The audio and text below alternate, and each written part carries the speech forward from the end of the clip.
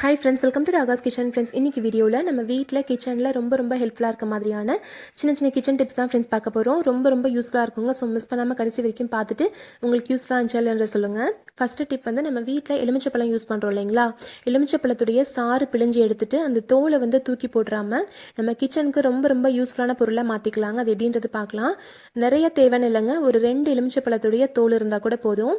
ஒரு mixie jar எடுத்துக்கலாங்க. இதில் 2 எலுமிச்சப்பழத்துடைய தோல் வந்து இந்த மாதிரி சின்ன பீசஸாக கட் பண்ணி போட்டுக்கோங்க.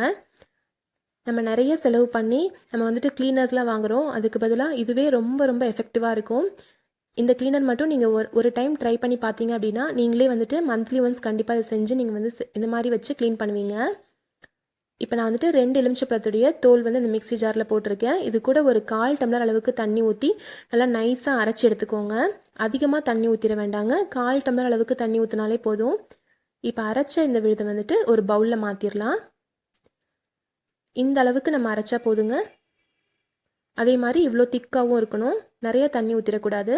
இப்போ இது கூட 1 டீஸ்பூன் அளவுக்கு பேக்கிங் சோடா, அதாவது நம்ம சமையல் சோடா, அப்ப சோடான்னு சொல்கிறோம் இல்லைங்களா, அந்த சோடா வந்துட்டு 1 டீஸ்பூன் அளவுக்கு போட்டுக்கோங்க. போட்டு இது ரெண்டையும் நல்லா மிக்ஸ் பண்ணிக்கோங்க. இது ரெண்டும் இந்த மாதிரி நீங்கள் மிக்ஸ் பண்ணும்போது பாருங்கள், இந்த மாதிரி நுரைச்சி வரும். அதாவது ரெண்டும் சேர்ந்து நல்லா ரியாக்ட் ஆகுங்க.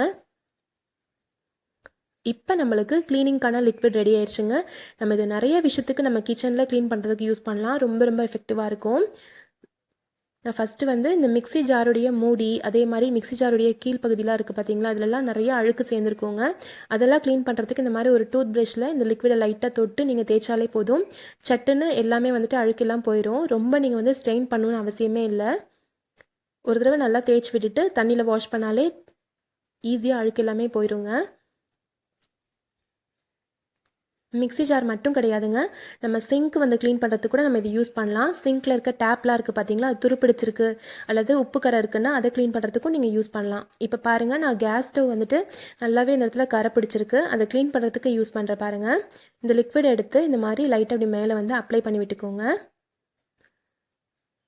எங்கெல்லாம் கரையாக இருக்கோ அங்கெல்லாம் இந்த மாதிரி அப்ளை பண்ணிவிட்டு ஒரு 5 நிமிஷம் அதை அப்படியே விட்டுருங்க.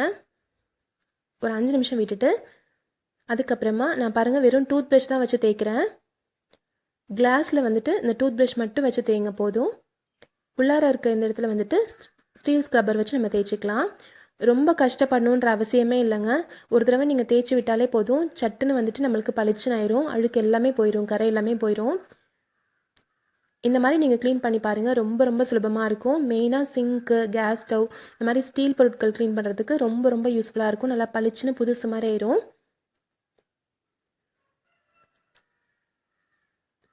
இப்போ அடுத்த டிப் பார்க்கலாங்க. நம்ம கீரை வந்து வாங்குகிறோம். நம்ம அன்றைக்கே வந்து நம்ம யூஸ் பண்ணல, சமைக்கலை, நம்ம வந்துட்டு அடுத்த நாளோ அல்லது 2 நாள் கழிச்சு தான் நம்ம வந்துட்டு சமைக்க போகிறோம் அப்படின்னா அதை ஃப்ரிட்ஜில் வைக்காமல் வெளியில் வச்சு எப்படி ஸ்டோர் பண்ணலான்றது பார்க்கலாம். கீரையை வந்து நம்ம ஸ்டோர் பண்ணுறதுக்கு இந்த மாதிரி ஒரு காட்டன் கிளாத் எடுத்துக்கலாங்க. காட்டன் கிளாத்தோ காட்டன் துண்டோ இந்த மாதிரி எடுத்துக்கோங்க. இதை வந்து ஃபஸ்ட்டு நல்லா நினச்சிக்கலாம். தண்ணியில் நல்லா நினச்சிட்டு இதை வந்து நல்லா பிழிஞ்சு விட்டுருவோங்க. கொஞ்சம் கூட ஈரமே இருக்கக்கூடாது, அதாவது தண்ணியாக இருக்கக்கூடாது, லைட்டாக அந்த ஈரத்தன்மை மட்டும்தான் இருக்கணும். அந்த அளவுக்கு நல்லா வந்து பிழிஞ்சு விட்டுக்கோங்க. தண்ணியாக இருந்துச்சு அப்படின்னா நம்ம கீரையை வச்சு நம்ம க்ளோஸ் பண்ணும்போது அது வந்து அழுகிரும். அதனால் தண்ணி எதுவும் இல்லாத மாதிரி நல்லா வந்து பிழிஞ்சு விட்டுக்கோங்க. துணி வந்து லைட்டாக ஈரமாக இருக்கணும், அவ்வளோதான். இப்போ இந்த துண்டு வந்து விரித்து விட்டுக்கலாம். விரித்து விட்டுட்டு உள்ளார கீரை கட்டை இப்படி வச்சுட்டு இப்படி நீங்கள் வந்து மூடி வச்சுருங்க. இந்த மாதிரி நம்ம வந்துட்டு ஸ்டோர் பண்ணி வச்சோம் அப்படின்னா இந்த துண்டு வந்து காயும் இல்லைங்களா, 1 நாள் ஆகும் இந்த காயறதுக்கு.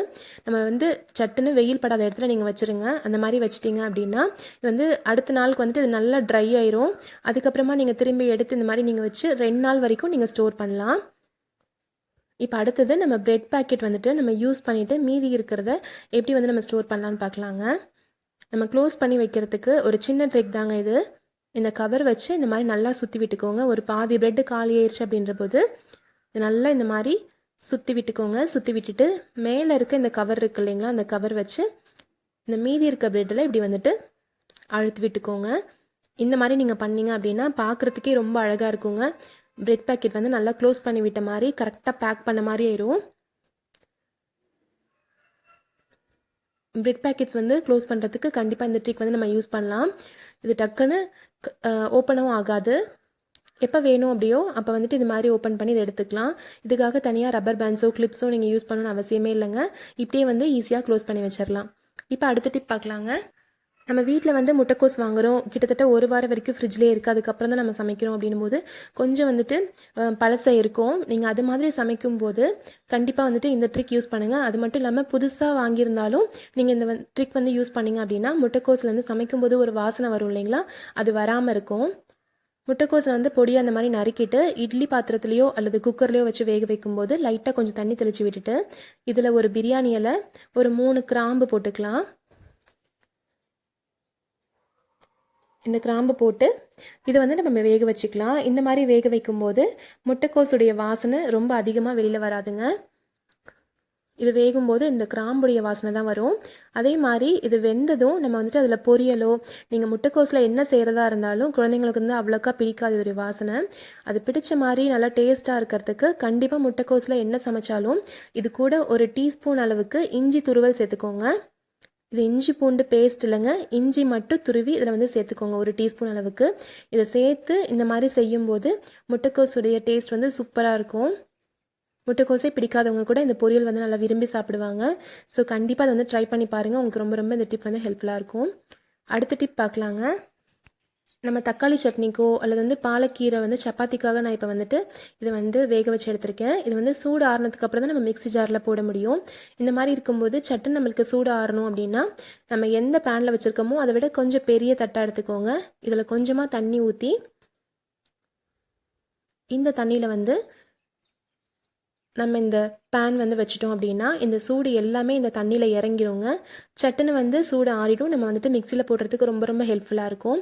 நீங்கள் ஃபேன் கடியில் வைக்கிறதா இருந்தாலும் ஒரு 5 நிமிஷம் ஆகும் ஃபேன் கடியில் வச்சு சூடு ஆறதுக்கு. அப்படின்னா இந்த மாதிரி நீங்கள் வச்சு பாருங்கள், 2 நிமிஷத்தில் சூடு ஆறிடும். சட்டுன்னு நம்ம எடுத்து நம்ம வந்துட்டு மிக்சியில் போட்டு நம்ம அரைச்சிக்கலாம். இந்த ட்ரிக் கண்டிப்பாக ஹெல்ப்ஃபுல்லாக இருக்கும். நீங்கள் பால் ஆற்றி நம்ம சூடு ஆற வைக்கிறதாக இருந்தால் கூட நீங்கள் இதே ட்ரிக் வந்து நீங்கள் ஃபாலோ பண்ணலாம். தண்ணியில் வச்சிட்டோம் அப்படின்னா அந்த தண்ணியில் சூடு எல்லாமே இறங்கிடும். இப்போ அடுத்த டிப் வந்து நான் வந்துட்டு கொத்தமல்லி வாங்கியிருக்கேங்க. இந்த கொத்தமல்லி வந்து வாங்கி இதை வந்து நம்ம ஃப்ரிட்ஜில் வைக்காமல் ஒரு 2 நாள் வரைக்கும் எப்படி வெளியிலே ஸ்டோர் பண்ணலான்றது பார்க்கலாம். இது வந்து நம்ம ஈரத்துணியில் சுற்றி வச்சாலும் இது டக்குன்னு அழுகிரும் கொத்தமல்லி. அது மாதிரி ஆகாமல் இருக்கிறதுக்கு என்ன பண்ணலாம் அப்படின்னா ஒரு பாத்திரத்தில் தண்ணி எடுத்துக்கோங்க. இந்த கொத்தமல்லியுடைய வேர் இருக்குது பார்த்தீங்களா, இது வந்து முழுகிற அளவுக்கு தண்ணி ஊற்றிக்கோங்க. தண்ணி ஊற்றிட்டு அதிகமாக ஊற்றக்கூடாது, இந்த வேர் முழுகிற அளவுக்கு மட்டும் தண்ணி ஊற்றிட்டு அதில் வந்துட்டு இந்த பாத்திரத்தில் இந்த கொத்தமல்லியை வச்சிடலாம். இந்த மாதிரி வச்சிங்க அப்படின்னா ஒரு 2 நாள் வரைக்கும் இது வாடாமல் இருக்கும். ஒரு 12 மணி நேரத்துக்கு ஒரு தடவை மட்டும் இந்த தண்ணி மட்டும் மாற்றி வச்சுக்கோங்க. அப்போ தான் வந்துட்டு அது ஃப்ரெஷ்ஷாக இருக்கும். ஒரு 12 மணி நேரத்துக்கு ஒரு தடவை தண்ணியை மாற்றி இப்படி வந்து வேர் முழுகிற அளவுக்கு நம்ம தண்ணியில் இந்த பாத்திரத்தில் கொத்தமல்லி வச்சாலே போதுங்க, ஃப்ரெஷ்ஷாக இருக்கும். இப்போ அடுத்த டிப் பார்க்கலாங்க. நம்ம தேங்காய் வந்து உடைச்சிட்டு ஒரு பகுதி மட்டும் தான் யூஸ் பண்ணுறோம், ஒரு மூடி யூஸ் பண்ணல அப்படின்ற போது இதை வெளியிலேயே வச்சு ஸ்டோர் பண்ணுறதுக்கும் நம்ம இதே டிப் ஃபாலோ பண்ணலாங்க. ஒரு பாத்திரத்தில் தண்ணி ஊற்றி அந்த பாத்திரத்தில் வந்துட்டு அந்த தண்ணியில் நம்ம தேங்காய் மூடியை போட்டு வச்சிடலாம். இந்த மாதிரி போட்டு வச்சு நம்ம ஸ்டோர் பண்ணும்போது ஒரு 12 மணி நேரத்துக்கு ஒரு தடவை இதுலேயும் தண்ணி மாற்றி நீங்கள் ஸ்டோர் பண்ணுங்கள். தேங்காய் வந்து ஃப்ரெஷ்ஷாகவே இருக்கும். அதே மாதிரி தேங்காய் ஃபுல்லாகவே தண்ணியில் முழுகி இருக்க மாதிரி பார்த்து நீங்கள் வந்து ஸ்டோர் பண்ணணும். தேங்காய் மட்டும் கிடையாதுங்க, வாழைக்காயாக இருந்தாலும் நீங்கள் இதே டிப் வந்து நீங்கள் ஃபாலோ பண்ணலாம். தண்ணியில் வந்து வாழைக்காயை போட்டு வச்சிங்க அப்படின்னா அது வந்து சட்டுன்னு பழுக்காமல் இருக்கும், தேங்காயும் கெடாமல் இருக்கும். ஒரு 2 நாள் வரைக்குமே நம்ம இது மாதிரி வச்சுக்கலாங்க. இந்த டிப்ஸ் எல்லாமே கண்டிப்பாக உங்களுக்கு யூஸ்ஃபுல்லாக இருக்கும்னு நினைக்கிறேன் ஃப்ரெண்ட்ஸ். யூஸ்ஃபுல்லாக இருந்துச்சுன்னா நம்ம சேனல் ராகாஸ் கிச்சனில் ஒரு லைக் கொடுங்க, ஃப்ரெண்ட்ஸ் கூட ஷேர் பண்ணுங்கள், சப்ஸ்கிரைப் பண்ணுங்கள். தேங்க்ஸ்.